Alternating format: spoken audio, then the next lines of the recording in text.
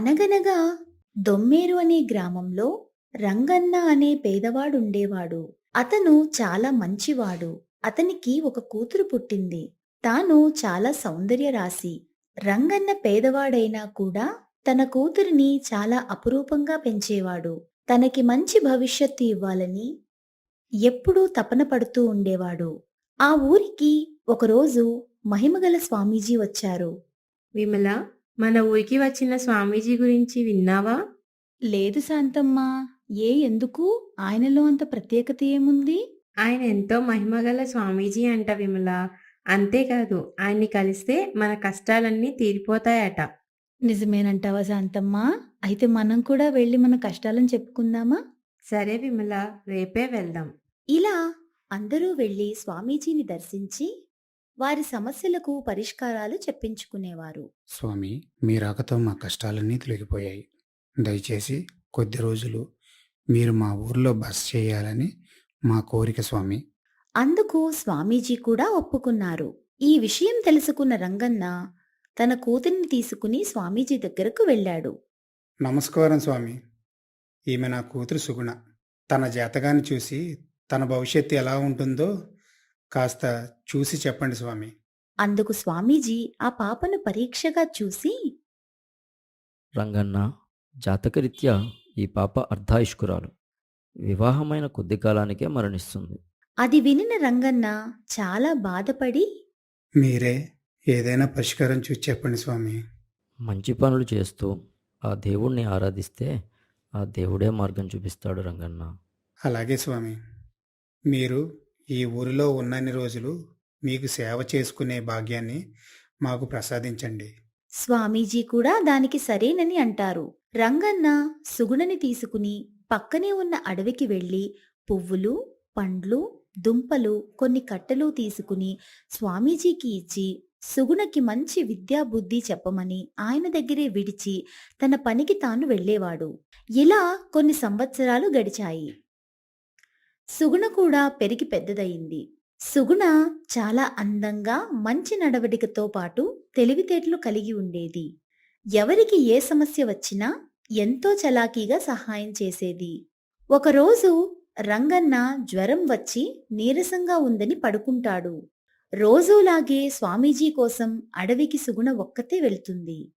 తనకి అడవిలో ఒక విచిత్ర సంఘటన ఎదురైంది.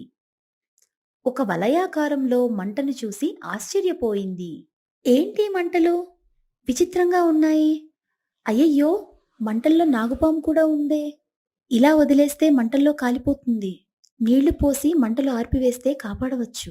సుగుణ నీళ్లు పోసిన వెంటనే ఆశ్చర్యంగా నాగుపాము ఉన్న చోట ఒక నాగకన్య ప్రత్యక్షం అవుతుంది. మీరెవరు? ఈ మంటల్లో ఎందుకు చిక్కుకున్నారు? నేను ఒక నాగకన్యను.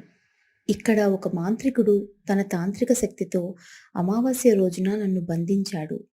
నన్ను కాపాడి చాలా మేలు చేశావు. నీకు నేను రుణపడి ఉంటాను. నీకు ఏం వరం కావాలో కోరుకో. మీకు సహాయం చేయడం నాకు కలిగిన అదృష్టం. నాకు ఇప్పుడు ఏ వరం వద్దు. అవసరమైనప్పుడు అడుగుతాను తల్లి.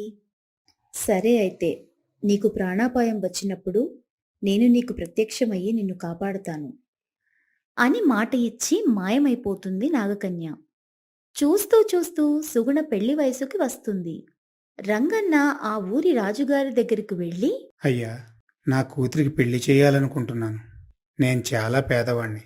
నాకు కొంచెం ధనం సాయం చేయండి. రంగన్న కూతురి సౌందర్యం గురించి తెలుసుకున్న రాజు, తప్పకుండా సహాయం చేస్తాను, కానీ పెళ్ళికొడుకు మరెవరో కాదు, నేనే. నీకు కావాల్సినంత డబ్బు ఇస్తాను. అదేంటి మహారాజా, మీరు వయసులో నా కూతురి కన్నా పెద్దవారు. నేను మీకు ఎలాగిచ్చి వివాహం చేయగలను? నా మాటకే ఎదురు చెప్తావా? నీ కూతుర్ని నాకు ఇవ్వకపోతే నీకు నీ కూతురికి మరణశిక్ష తప్పదు. ఇక చేసేది ఏమీ లేక పెళ్లి ఏర్పాటుకు డబ్బు తీసుకుని ఇంటికి బయలుదేరుతాడు రంగన్న. ఇంటికి రాగానే విషయమంతా చెప్పి రంగన్న చాలా బాధపడతాడు. అందుకు సుగుణ, మరేం పర్వాలేదు నాన్నా, మీరు బాధపడకండి. నేను ఒక ఉపాయం చెబుతాను. నాకు ఒక 5 అడుగుల బంగారు ఆవు చేయించమని రాజుగారికి కబురు చేయండి. మిగతాది నేను చూసుకుంటాను. దానికి రంగన్న సరేనని సుగుణ చెప్పిన విధంగా రాజుగారికి చెబుతాడు. 5 అడుగుల బంగారావా? దేనికి? సరేలే, అంత అందాలు రాసి అడిగితే కాదనగలమా? కంసాలి సుగుణకి నచ్చిన విధంగా 5 అడుగుల బంగారు ఆవుని తయారు చేసి రాజుగారి అంతఃపురానికి చేరవేస్తాడు. పెళ్లి ఏర్పాట్లు మొత్తం భారీగా జరుగుతున్నాయి. సుగుణ కూడా చక్కగా తయారయ్యి రాజుగారి భవనానికి చేరుకుంటుంది. సుగుణని చూసిన రాజుగారు మంత్రముగ్ధుడైపోతారు. రాజుగారు పెళ్లి మండపంలో కూర్చుని ఉండగా చెలికత్తెలు వచ్చి సుగుణ కనిపించడం లేదని చెబుతారు. వెంటనే రాజుగారు భటులారా, వెళ్ళి రాజ్యం మొత్తం గాలించండి. రాజ్యం మొత్తం గాలించిన సుగుణ ఆచూకీ ఎవ్వరికీ తెలియలేదు. రంగన్న చాలా బాధపడుతూ ఉంటాడు. వారం రోజులు గడిచినా సుగుణ ఆచూకీ ఎవ్వరికీ తెలియలేదు. రాజుకి ఏం చేయాలో తెలియక అయోమయంలో ఉండిపోతాడు. సుగుణ కోసం చేయించిన బంగారు ఆవును చూసి రాజుకి అసహనం ఎక్కువైపోయేది. దాంతో భటులారా, ఈ ఆవును చూసినప్పుడల్లా నాకు సుగుణే గుర్తొస్తుంది. దీనిని తీసుకెళ్లి సంతలో అమ్మేయండి. బంగారు ఆవుని సంతలో ఉంచితే పొరుగు రాజ్యానికి చెందిన వీరసింహుడు అనే రాజు ఆ బంగారు ఆవును చూసి బహు చక్కగా ఉన్నది ఈ బంగారు పావు. దీనిని మా అంతఃపురంలో ఉంచితే చాలా బాగుంటుంది. అలా ఆ బంగారు ఆవుని వీరసింహుడు తన రాజ్యానికి తీసుకువెళ్లి తన గదిలో పెట్టించుకుంటాడు. ప్రతిరోజు వీరసింహుడు కోసం పెట్టిన పండ్లు, ఆహార పదార్థాలు మాయమవ్వడంతో వీరసింహుడికి ఆశ్చర్యంగా ఉంటుంది. అదేమిటి? ఇదేదో మాయలాగా ఉందే.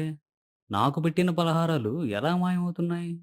ఈరోజు ఎలాగైనా సరే దీని గురించి తెలుసుకోవాల్సిందే. వీరసింహుడు నిద్రపోయినట్లు నటించి మెలకువగా గమనిస్తుంటాడు. ఇంతలో ఆ బంగారు ఆవు లోపల నుంచి ఒక అందాల రాశి బయటకు వచ్చి కొన్ని పండ్లు, ఫలహారాలు తీసుకోవడం చూసి చప్పుడు కాకుండా పైకి లేచి తన చెయ్యి పట్టుకుని, ఎవరు నువ్వు? ఎక్కడి నుంచి వచ్చావు? నా పేరు సుగుణ. నేను మీ పక్క రాజ్యంలో రంగన్న అనే రైతు కూతుర్ని అని జరిగిన విషయం ఇది అని వివరిస్తుంది. నీ అందమే కాదు, నీ తెలివి కూడా మెచ్చుకోదగినది సుగుణ. నీకు అభ్యంతరం లేకపోతే నేను నిన్ను పెళ్లి చేసుకుంటాను. నాకు ఎటువంటి అభ్యంతరమూ లేదు రాజా. మా తండ్రికి నేను క్షేమంగా ఉన్నాననే విషయం తెలియజేయండి. సరే, తప్పకుండా తెలియజేస్తాను. అయితే వీరసింహుడికి కళావతి అనే యువతితో ఇదివరకే వివాహం జరిగింది. తన భార్య ఎప్పుడూ పుట్టింట్లోనే ఉంటూ తనను పట్టించుకునేది కాదు. సుగుణతో వివాహం గురించి విషయం తెలుసుకుని కళావతి పరుగున రాజ్యానికి చేరుకుంటుంది. కాని తను చేరుకునే లోపే వివాహం జరిగిపోతుంది. సుగుణను చూసిన కళావతి, ఎంత అందంగా ఉంది! నా భర్తకి దీన్ని ఎలాగైనా దూరం చేయాలి. లేకపోతే నన్ను అస్సలు పట్టించుకోడు. మనసులో ఎంత అసూయ ఉన్నా కాని సుగుణతో కళావతి చాలా ప్రేమగా వ్యవహరిస్తుంది. సుగుణ, నీకు రాజ్యంలో ఉన్న ఉద్యానవనం చూపిస్తాను. చాలా బాగుంటుంది. అలాగే అక్క. ఉద్యానవనంలో ఒక కొలంలోకి చూసి కళావతి మన ఇద్దరిలో ఎవరు చాలా అందంగా ఉన్నారో చూద్దామా? అని సుగుణను కూడా కొలంలోకి తొంగి చూడమని అంటుంది. అందుకు సుగుణ, అందంలో పోటీ ఎందుకక్క, ఎవరి అందం వారిది. దానికి కళావతి ఒప్పుకోదు. పోటీ ఏమి కాదు కానీ ఒకసారి చూడు, పర్వాలేదు అని బలవంతం చేస్తుంది. సరే అని కొలనులోకి తొంగి చూడగానే కళావతి సుగుణను ఇది చూసిన కళావతి, అమ్మయ్య, ఇది చచ్చిపోయింది. పీడ విరగడైంది. స్వామీజీ ఇచ్చిన వరం వల్ల సుగుణ 10 రేకులు ఉన్న తామర పువ్వులాగా మళ్ళీ జన్మిస్తుంది. సుగుణ కనిపించకపోవడంతో విచారంగా ఉన్న వీరసింహుడు ఉద్యానవనంలో అటూ ఇటూ తిరుగుతూ ఉంటాడు. కొలనులో ఉన్న 10 రేకుల కమలం వీరసింహుడిని ఎంతో ఆకర్షిస్తుంది. ఈ తామర పువ్వుని నేనెప్పుడూ గమనించలేదే. ఇంత అందంగా ఉందేంటి? అని ఉద్యానవనంలోనే ఎక్కువ సమయం గడపసాగాడు. ప్రతిరోజు ఆ కొలనులో చాలా సమయం గడుపుతూ ఉండడం చూసి కళావతి తామరపువ్వు రేకులని తెంపి పడేసి వెళ్ళిపోతుంది. స్వామీజీ వరం వల్ల సుగుణ గుబాళించే మల్లెతీగలా జన్మిస్తుంది. వీరసింహుడు కొలను వద్దకు వచ్చి చూస్తే తామరపువ్వు లేకపోవడం చూసి భటులను అడుగుతాడు. కళావతి చేసిన పనిని గురించి భటులు వీరసింహుడికి చెబుతారు. పక్కనే మల్లెల గుమాళింపుకి రాజు మల్లెతీగల దగ్గరకు వెళ్లి సమయం గడుపుతూ ఉంటాడు. తాను ఉద్యానవనంలో ఉన్నప్పుడు సుగుణతో ఉన్న అనుభూతే కలగడం వీరసింహుడికి చాలా ఆశ్చర్యంగా ఉంటుంది.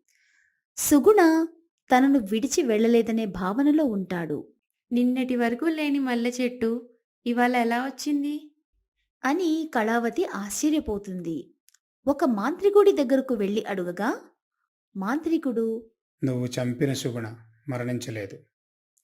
తనకున్న అరుదైన వరంతో మొదట తామర పువ్వుగా, మరోసారి మల్లె చెట్టుగా జన్మించింది. అని చెబుతాడు. కళావతి ఉక్రోషం ఆపుకోలేక మల్లె చెట్టుని తగలబెడుతుంది. మల్లె చెట్టు పూర్తిగా తగలబడగా వచ్చిన బూడిదను తీసుకువెళ్లి బయటపడవేయమని భటులకు చెబుతుంది. భటులు ఆ బూడిదను తీసుకువెళ్లి బయటపడేస్తుంటే ఒక రైతు ఆ బూడిద నాకు ఇవ్వండయ్యా, నేను నా మామిడి చెట్టుకు వేస్తాను. అని తీసుకువెళ్తాడు. ఆ రైతు బూడిదను తీసుకువెళ్లి మామిడి చెట్టుకు వేస్తాడు.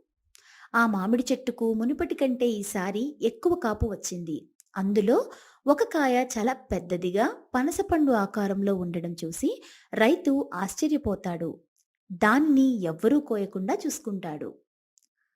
ఒకరోజు ఉదయాన్నే తోటలో పసిపిల్ల ఏడుపు వినబడడంతో వెళ్ళి చూడగా పెద్ద మామిడి పండు కింద రాలిపడి ఉంటుంది. దానిలో నుంచి ఈ పాప వచ్చినట్టుగా ఉంటుంది. పిల్లలు లేని రైతు ఆ పాపను దేవుని ప్రసాదంగా భావించి ఎంతో అపురూపంగా చూసుకుంటాడు. ఆ పాప చాలా త్వరగా పెద్దది అవుతుండడం చూసి రైతుకి చాలా ఆశ్చర్యంగా ఉంటుంది. సుగుణ కనిపించకపోవడంతో వీరసింహుడు చాలా విచారంగా ఉంటాడు.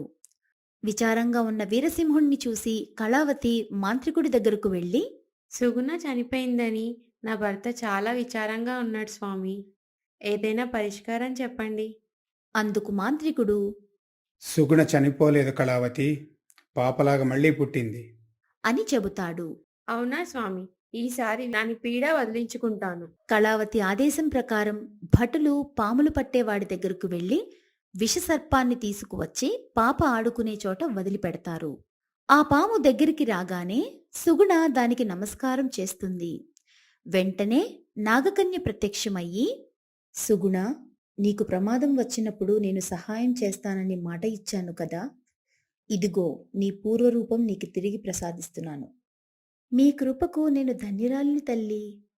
నాగకన్య ఆ విషపాముని కళావతి కోటలోకి వెళ్ళమని ఆదేశిస్తుంది. సుగుణ రాజ్యానికి చేరుకుని భటులకు ఆ విషసర్పం గురించి చెప్పి కళావతిని కాపాడుతుంది. ఇదంతా చూసిన వీరసింహుడు నీకు విషసర్పం గురించి ఎలా తెలుసు సుగుణ? అని అడుగగా జరిగినదంతా చెబుతుంది సుగుణ. కళావతి చేసిన పనికి వీరసింహుడు అసహ్యించుకుని రాజ్యంలో నుంచి పంపేస్తాడు. వీరసింహుడు సుగుణతో కలిసి చాలా ఆనందంగా ఉంటాడు.